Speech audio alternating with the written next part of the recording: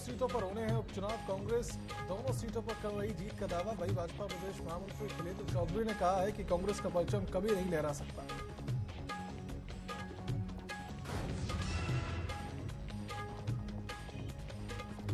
मंगलवार उपचुनाव में राजनीतिक पार्टियों ने किया चुनावी प्रचार शुरू। प्रदेश कांग्रेस ने बीजेपी पर जमकर साधा निशाना। कहा, बीजेपी के पास अपने कैडर के लोगों को टिकट देने की ताकत नहीं।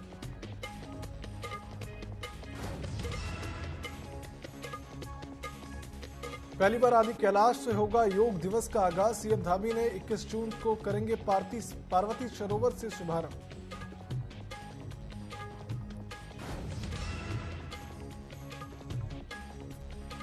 उत्तराखंड में मौसम का रुख बदला। 7 पर्वतीय जिलों में तेज बारिश होने का अनुमान। तेज गर्जन के साथ बिजली आदि तूफान की चेतावनी।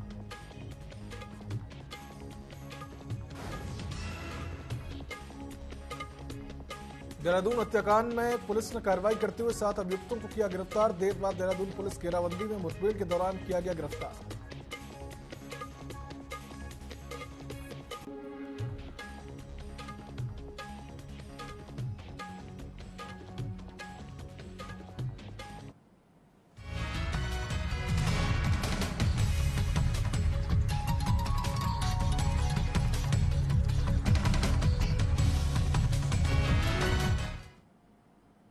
नमस्कार, स्वागत है आप सभी का न्यूज अपडेट में। मैं हूं आपके साथ सिद्धांत त्रिपाठी।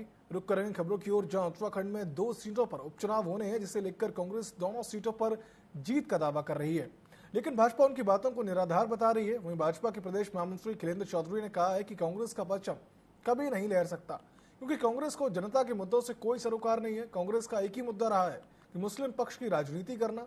उपचुनाव में भी उनकी दुर्गति होने वाली है।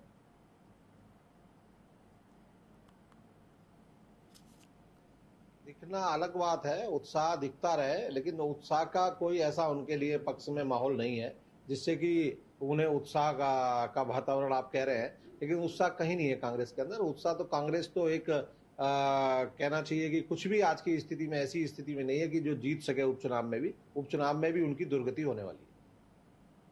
दिखना अलग बात है, उत्साह दिखता रहे, लेकिन उत्साह का कोई ऐसा उनके लिए। मंगलवार उपचुनाव में राजनीतिक पार्टियों ने चुनाव प्रचार शुरू कर दिया है। वहीं सीट पर 1,19,000 मतदाता अपना विधायक चुनेंगे, लेकिन इस बार बाहरी और स्थानीय प्रत्याशी सबसे बड़ा मुद्दा बना हुआ है। कांग्रेस प्रदेश अध्यक्ष करण महारा ने बीजेपी पर जमकर निशाना साधा। उन्होंने कहा कि भाजपा के पास अपने कैडर के लोगों को टिकट देने की ताकत नहीं है, इसलिए हरियाणा के व्यक्ति को टिकट दिया है।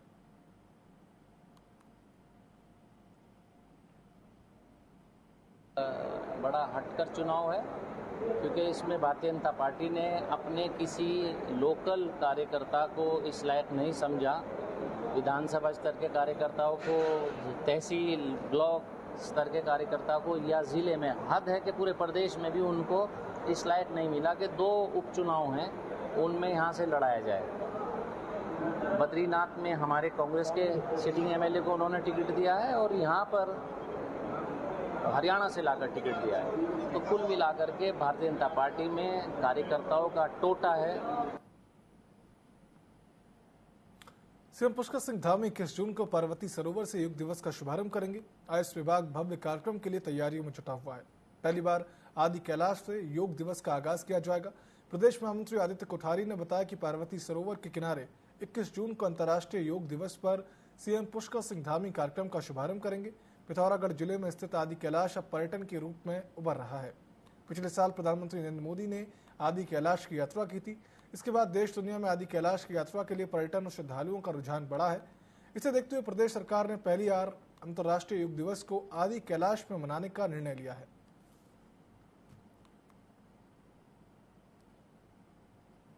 30 जून को पूरे देश भर में और पूरे विश्व में अंतर्राष्ट्रीय योग दिवस मनाया जा रहा है। भारतवर्ष में भी भारतीय जनता पार्टी ने विभिन्न स्थानों पर प्रातः 5 बजे योग के कार्यक्रम करने का कार्यक्रम तय किए हैं। उत्तराखंड में भी हमने नरेंद्र मोदी जी भी आदि कैलाश आए थे। पार्वती कुंड में उन्होंने वहाँ पर पूजा अर्चना भी की है। तो उस स्थान को हम एक पर्यटन के मानचित्र में भी उसको बढ़ावा देने के लिए प्रयास कर रहे हैं। और मुख्यमंत्री धामी जी का आदि कैलाश से योग से जुड़ना भी एक पर्यटन को एक नया संदेश देके जाएगा। उस क्षेत्र को पर्यटन की दृष्टि से बढ़ावा देने का एक बहुत बड़ा प्रयास। उत्तराखंड में आज मौसम रुख बदलने वाला है। राज्य के 7 पर्वतीय जिलों में तेज बारिश होने का अनुमान है। कुछ जिलों में तेज गर्जन के साथ बिजली गिरने और आंधी तूफान की भी चेतावनी दी गई है। मौसम विभाग के मुताबिक राज्य के जिन 7 जिलों में बारिश होने का अनुमान है उनमें 5 जिले गढ़वाल मंडल के हैं। कुमाऊं मंडल के 2 जिलों में तेज बारिश का अनुमान है। गढ़वाल मंडल के उत्तरकाशी, चमोली, रुद्रप्रयाग, टिहरी, गढ़वाल और देहरादून में तेज बारिश का अनुमान है। कुमाऊं मंडल के पिथौरागढ़ और बागेश्वर जिलों में भी बारिश हो। बिल्कुल 19 तारीख से जो एक्टिविटी वो दिख रही है प्रदेश में कि जो रेन थंडरस्टॉर्म एक्टिविटी है हल्की से मध्यम तक की पूरे प्रदेश में जो है अनेक जगहों तक में मिलनी चाहिए। आज जो है शुरुआत आप ही कह सकते हैं आफ्टरनून इवनिंग से हो सकती है या नाइट में भी एक्टिविटी रहेगी।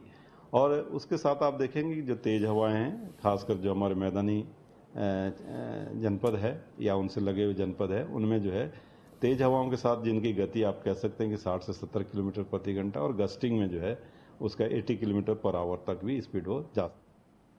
जनपद प्रभारी मंत्री सतपाल महाराज की अध्यक्षता में सीसीआर सभागार में जिला योजना समिति की बैठक आयोजित की गई है। समिति ने जिला योजना में वित्तीय वर्ष 2024-25 हेतु जनपद के लिए कुल प्रस्तावित परिव्यय 67.35 करोड़ की धनराशि का अनुमोदन किया गया। उन्होंने निर्देशित करते हुए कहा कि निर्माण कार्यों में गुणवत्ता के साथ समझौता नहीं किया जाएगा। खराब गुणवत्ता की शिकायत आने पर तत्काल कार्रवाई अमल में लाई जाएगी। जनपद प्रभारी मंत्री ने विधायक की शिकायत पर 1 रोड निर्माण कार्य की गुणवत्ता जांच कराने के निर्देश दिए हैं।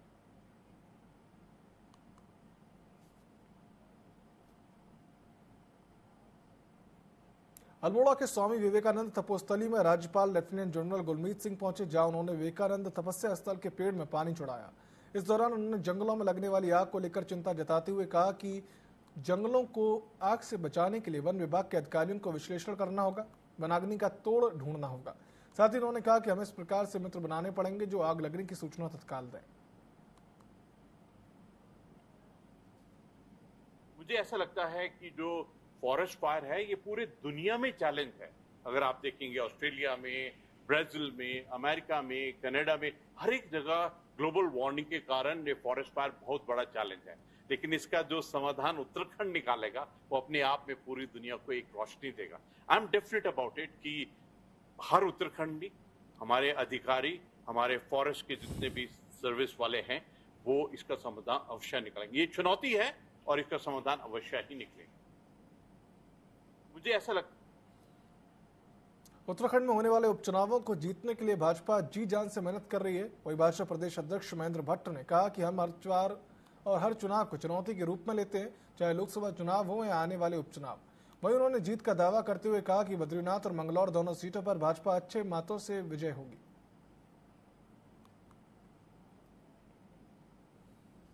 देखिए, हम हर चुनाव को चुनौती के रूप में लेते हैं, चाहे लोकसभा का चुनाव हो या आने वाले दोनों बाई इलेक्शन हो। और मैं कह सकता हूँ कि हर जनता, जनमानस जो मतदाता होता है अपने क्षेत्र का विकास चाहता है और विकास सत्ता दल के साथ ही संभव है। मंगलौर सीट हम अभी तक कभी नहीं जीत पाए। मैं इस बार विश्वासपूर्वक कह सकता हूँ कि मंगलौर का मतदाता भी समझता है कि केंद्र में सरकार, राज्य में सरकार, तो निश्चित रूप से मतदाता का जो भाव रहेगा वो विकास की ओर रहेगा और विकास के नाते वोट पड़ेगा। जहाँ तक बद्रीनाथ का विषय, बद्रीनाथ से मैं भी विधायक रहा हूँ और राज भंडारी जी अभी तक विधायक थे, पहले भी विधायक रहे, मंत्री रहे, जिला परिषद अध्यक्ष रहे, उनकी पत्नी जिला परिषद अध्यक्ष है। तो हमारे पास एक प्रभावशाली नेतृत्व है। इसलिए मैं ये कह सकता हूँ दोनों की दोनों विधानसभा भारतीय जनता पार्टी बहुत अच्छे मतों से जीतने वाली है। गोपेश्वर नगर पालिका अंतर्गत वसंत विहार वार्ड में पिछले 10 दिनों से पानी न आने के चलते लोगों को भारी दिक्कतों का सामना करना पड़ रहा है, जिसके चलते स्थानीय निवासियों ने जल संस्थान के अधिकारियों से मिलकर जल्द ही समाधान की गुहार लगाई है। उन्होंने विभाग पर दोगली कार्य प्रणाली का आरोप लगाते हुए कहा कि जिन लोगों के यहाँ 24 घंटे वाले पानी का कनेक्शन है वहां तो पानी दिया जा रहा है, बाकी और लोगों के यहाँ पिछले 10 दिनों से पानी नहीं आ रहा। इस मामले में वार्ड की महिलाओं ने जिला अधिकारी से मुलाकात की और जल्द ही जलापूर्ति सुचारू करने की गुहार लगाई है।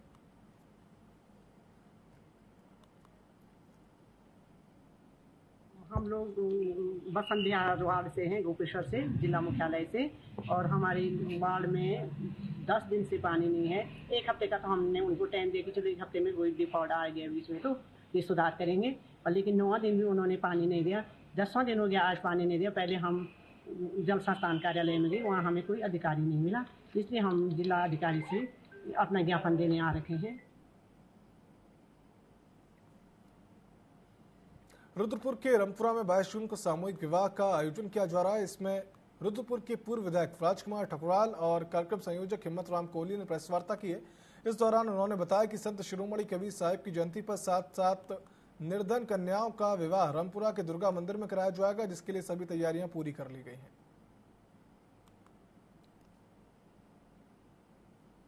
7 बेटियों का कन्यादान सामूहिक विवाह पिछली बार 4 का हुआ था, इस बार 7 का हो रहा है। सारे समाज के सहयोग से और दानदाताओं ने मुक्त भाव से हमको बहुत सारा सामान दिया है, जिसका प्रकटीकरण हम 22 तारीख को दुर्गा मंदिर चौक पे कोतवाली के सामने करेंगे और उन बेटियों को हर्षोल्लास के साथ सारे समाज के सामने उनको हम लोग विदा करेंगे।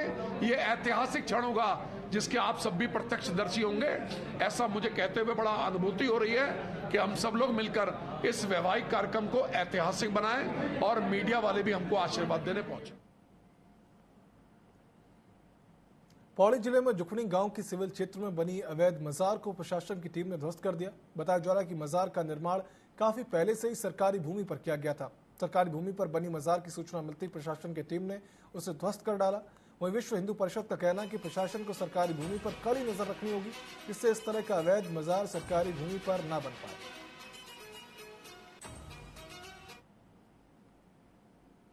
पर्वतीय क्षेत्र में गढ़वाल मंडल के प्रत्येक जगह जो मजारें बनी थी, उन मजारों के बाद जिलाधिकारी को हमने एक ज्ञापन दिया था और जितने भी सरकारी जमीन में जो अवैध मजारें बनी थी वो तोड़ी गई, ध्वस्तीकरण किया गया। हमने बार बार विश्व हिंदू परिषद के जो हमारे प्रांत सम्मेलन के बाद हमने सरकार से निवेदन किया था कि पर्वतीय क्षेत्रों में ये कहीं ये दूसरा कश्मीर न बन जाए। इन चीज़ों को रोकने के लिए हमने जगह जगह ज्ञापन दिए थे जिला स्तर पे, और जो अवैध निर्माण करके मजारें बनाई जा रही हैं उन पे हमने अतिक्रमण हटाने का अनुरोध किया था। इस संबंध में जब ये सूचना मिली थी कि कहीं एक अवैध अतिक्रमण है और गैराबाद गांव में था, तो उसी क्रम में जो आवश्यक कार्रवाई की जानी थी नियमानुसार कार्रवाई के लिए एसडीएम को लिखा गया और उनके द्वारा अपने स्तर पर जो भी कार्रवाई की जानी है उसे करते हुए अतिक्रमण को हटाया गया। उत्तराखंड हाईकोर्ट ने आर्यभट्ट प्रेक्षण विज्ञान शोध संस्थान में तमाम गड़बड़ियों की उच्च स्तरीय जांच की मांग को लेकर दायर जनहित याचिका पर सुनवाई करते हुए राज्य सरकार, एडीज प्रशासन तथा वन विभाग को नोटिस जारी कर जवाब दाखिल करने को कहा है। मामले में सुनवाई के लिए 6 सप्ताह बाद की तिथि नियत की गई है। आपको बता दें कि नंदप्रयाग चमोली निवासी दयाल सिंह की जनहित याचिका दायर कर कहा गया है कि एडीज की ओर से सड़क बनाने के लिए केंद्रीय लोक निर्माण विभाग को 99 लाख दिए गए, लेकिन घटिया निर्माण किया गया। जनवरी 2023 में सड़क उखड़ गई, जबकि ठेका 18 मई 2022 को दिया गया था। में एक रोड का कंस्ट्रक्शन एक इशू है। दूसरा पिटीशन में हमारा एलिगेशन है कि कुछ हॉस्टल कंस्ट्रक्शन के लिए कुछ पेड़ गिराए गए जिनका कोई अकाउंटिंग नहीं हुई और उसको वन विभाग ने उस पर कोई संज्ञान नहीं लिया। तीसरा उसमें हमारा एक प्रोमिनेंट एलिगेशन है कि जो वहाँ हेड ऑफ द इंस्टीट्यूशन है वो खुद ही काफ़ी एब्सेंट रहते हैं, तो उससे जो वर्किंग है बहुत इफेक्ट हो रही है।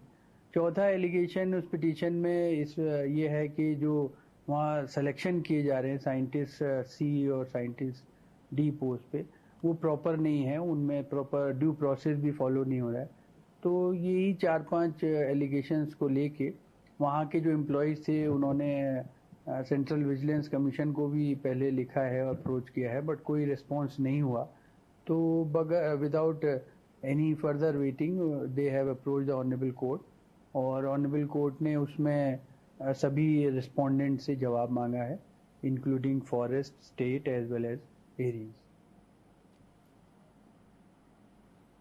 नैनीताल के जंगलों में एक बार फिर से आग लगने लगी है। जवाहर डिग्री कॉलेज के पास अचानक जंगल में आग लग गई। वहीं मामले की सूचना पर फायर ब्रिगेड की टीम मौके पर पहुंची और आग पर काबू पाने की कोशिश में जुटी गई। फिलहाल कड़ी मशक्कत के बाद आग पर काबू पा लिया गया है।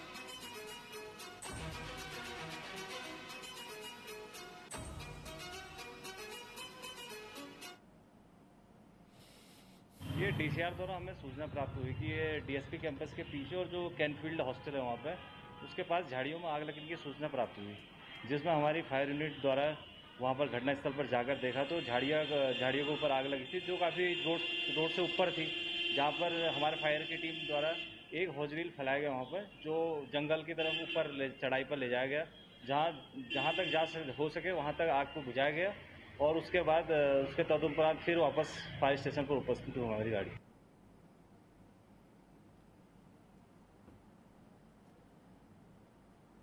खबरों का सिलसिला लगातार जारी रहेगा। जल्द लौटते हैं छोटे से ब्रेक के बाद।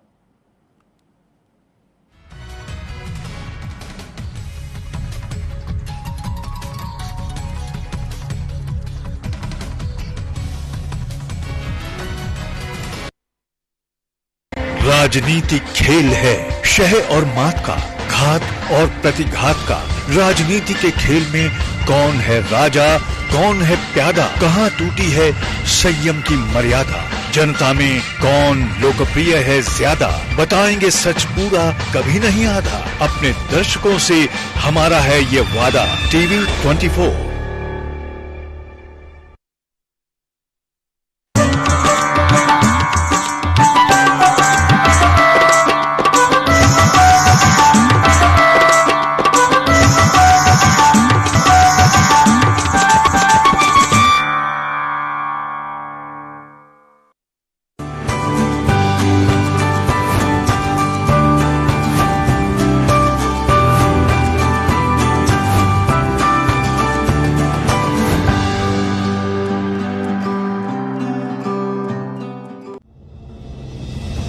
शाम पुरानी ढल चुकी, अब नए सूरज से दरकार है। चाहिए एक तलबगार सच का, अरसे से सुना पड़ा बाजार है। कहीं रुदन है, कहीं घुटन है, हर कदम है संग्राम यहां। जो इन तूफानों में ठहर सके वही विश्वास का हकदार है। देखते रहिए टीवी 24 मोहित साहू के साथ।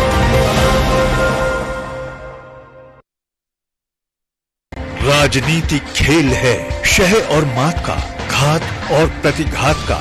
राजनीति के खेल में कौन है राजा, कौन है प्यादा, कहाँ टूटी है संयम की मर्यादा, जनता में कौन लोकप्रिय है ज्यादा, बताएंगे सच पूरा कभी नहीं आधा, अपने दर्शकों से हमारा है ये वादा। टीवी 24।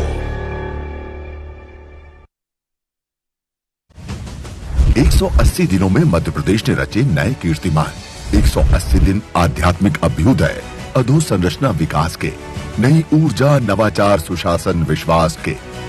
180 दिन नारी शक्ति के सम्मान के, युवाओं के उत्थान के, बेहतर स्वास्थ्य, शिक्षा के नए आयाम के।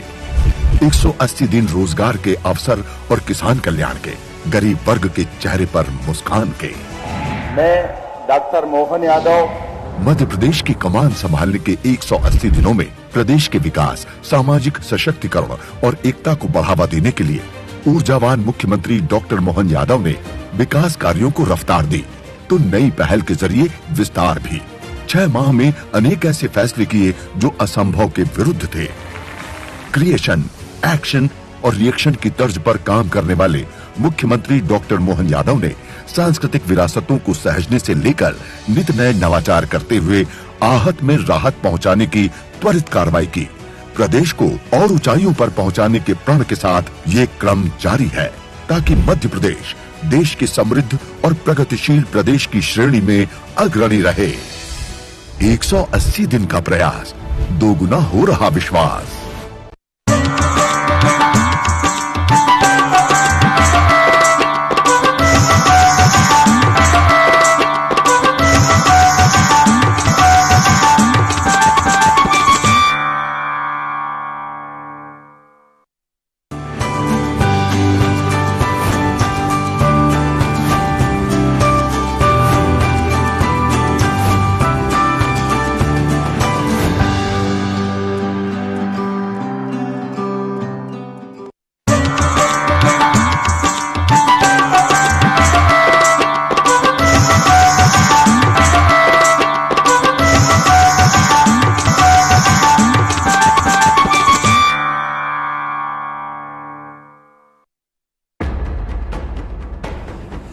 देश के धुरंधरों से बेबाक बातचीत, आपके सवालों का हम मांगेंगे जवाब। तीखे सवालों की जानिए हकीकत, सवाल सियासत के, सवाल समाज के, सवाल मुद्दों के, सच जो आप जानना चाहते हैं हम लाएंगे दिग्गजों का सच सामने। बिना पर्दा, बेझिझक, बेबाक, सवालों का तूफान, जवाबों का सैलाब। देखते रहिए चैनल हेड मोहित साहू के साथ सीधी बात माननीय के साथ, हर रविवार शाम 7 बजे सिर्फ टीवी 24 पर। वो शाम पुरानी ढल चुकी, अब नए सूरज से दरकार है। चाहिए एक तलबगार सच का, अरसे से सुना पड़ा बाजार है। कहीं रुदन है, कहीं घुटन है, हर कदम है संग्राम यहां। जो इन तूफानों में ठहर सके वही विश्वास का हकदार है। देखते रहिए टीवी 24 मोहित साहू के साथ।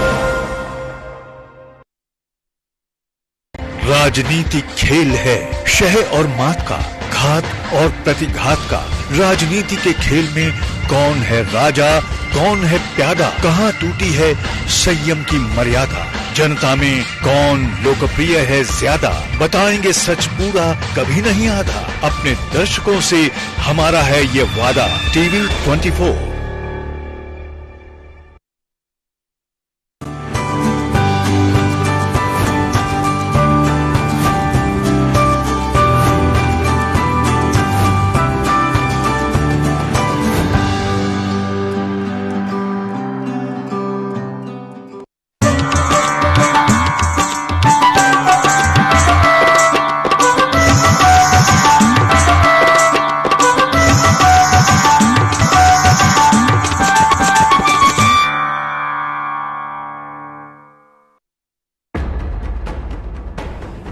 देश के धुरंधरों से बेबाक बातचीत, आपके सवालों का हम मांगेंगे जवाब। तीखे सवालों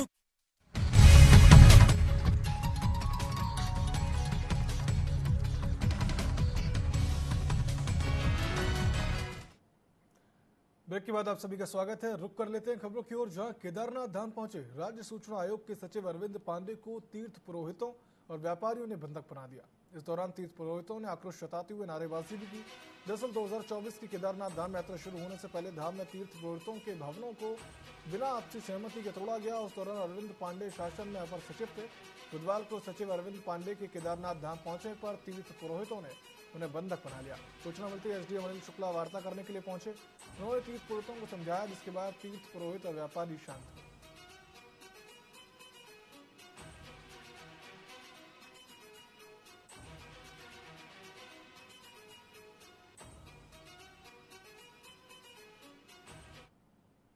कल रात को सूचना प्राप्त हुई थी कि दूधिया नगर मंदिर के पास एक एक्सीडेंट हुआ है। सूचना मिलने पर तत्काल कोतवाली रुद्रपुर की पुलिस वहां पहुंची और पाया गया कि एक ट्रक से एक व्यक्ति को टक्कर मारी गई थी, जिसका नाम मुकेश था, पुत्र सोमपाल, निवासी शांति कॉलोनी। व्यक्ति की मौके पर ही मौत हो गई थी। जो ये ट्रक और ट्रक चालक था, इसको पकड़ के कोतवाली रुद्रपुर में खड़ा कर दिया गया था ट्रक को। अभी बॉडी को रात को ही मॉर्चरी भिजवा दिया गया था पंचनामा और पोस्टमार्टम की कार्रवाई के लिए, जो आज की जाएगी। अभी तक परिवार के द्वारा कोई भी तहरीर प्राप्त नहीं हुई और तहरीर प्राप्त होते ही आवश्यक विधिक कार्रवाई की जाएगी। देहरादून से युवकों की पिटाई का मामला सामने आया, जहां मामूली विवाद के चलते बांसुरों ने पार्टी करने गए युवकों की जमकर पिटाई कर दी। और मामले का वीडियो भी सोशल मीडिया पर वायरल हुआ। फिलहाल पुलिस मामले की जांच में जुटी हुई है।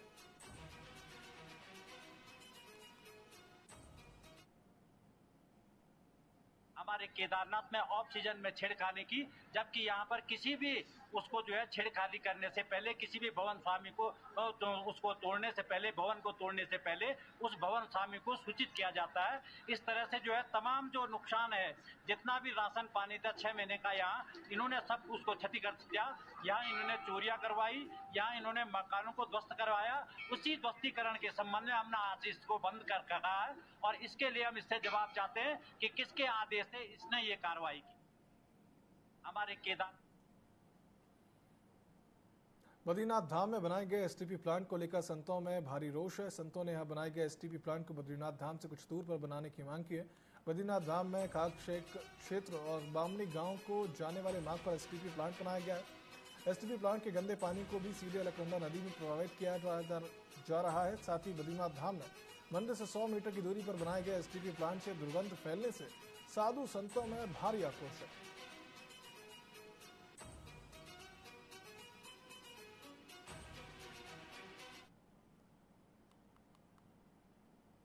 न्यूज अपडेट में फिलहाल इतना ही। आप देखते रहिए TV24। नमस्कार।